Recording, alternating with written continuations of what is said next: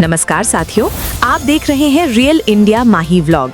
आज हम एक ऐसे विषय पर बात करने जा रहे हैं जिसने देश भर के लाखों शिक्षकों के बीच चिंता और चर्चा का माहौल पैदा कर दिया है।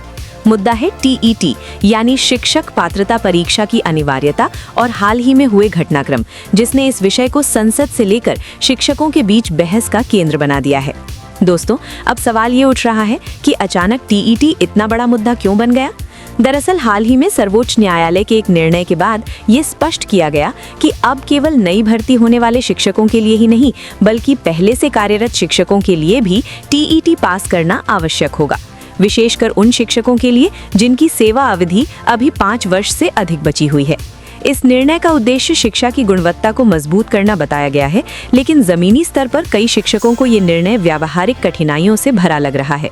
बहुत से शिक्षक वर्षों से पढ़ा रहे हैं, परिवार और सामाजिक जिम्मेदारियां निभा रहे हैं और अब अचानक उन्हें सीमित समय में परीक्षा पास करने की चुनौती का सामना करना पड़ रहा है। इसी मुद्दे को लेकर हाल ही में संसद में भी प्रश्न उठाया गया। सांसदों ने सरकार से पूछा कि जो शिक्षक उस समय नियुक्त हुए थे जब टीईटी अनिवार्य नहीं था, क्या उनके लिए कोई विशेष राहत या स्पष्ट नीति बनाई जाएगी? सरकार की ओर से जवाब में ये कहा गया कि टीईटी को न्यूनतम योग्यता के रूप में पहले ही अधिसूचित किया जा चुका था और न्यायालय के निर्णय के अनुसार अब इसे लागू करना आवश्यक है। हालांकि शिक्षकों की व्यावहारिक समस्याओं को लेकर कोई स्पष्ट राहत या आश्वासन सामने नहीं आया। यहाँ एक महत्वपूर्ण पहलू ये भी है कि कई राज्य सरकारें और शिक्षक संगठन इस फैसले की समीक्षा के लिए न्यायालय में पुनर्विचार याचिका दायर करने की तैयारी कर रहे हैं या कर चुके हैं।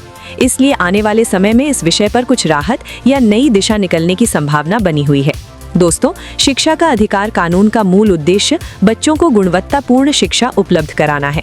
इसके लिए योग्य और प्रशिक्षित शिक्षकों की आवश्यकता है, लेकिन साथ ही उन शिक्षकों की स्थिति को भी समझना जरूरी है जो वर्षों से सेवा दे रहे हैं और अब नई अनिवार्यताओं के कारण असमंजस में हैं।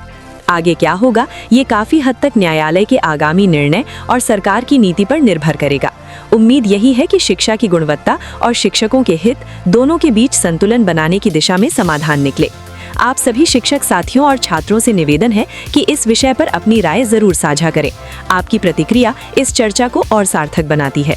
अगर आपको ये जानकारी उपयोगी लगी हो तो वीडियो को लाइक करें, चैनल को सब्सक्राइब करें और अपने साथियों के साथ साझा करें, ताकि शिक्षा और रोजगार से जुड़े ऐसे महत्वपूर्ण विषयों पर चर्चा आगे बढ़ती रहे। धन्यवाद। मिलते हैं अगले महत्वपूर्ण अपडेट के साथ।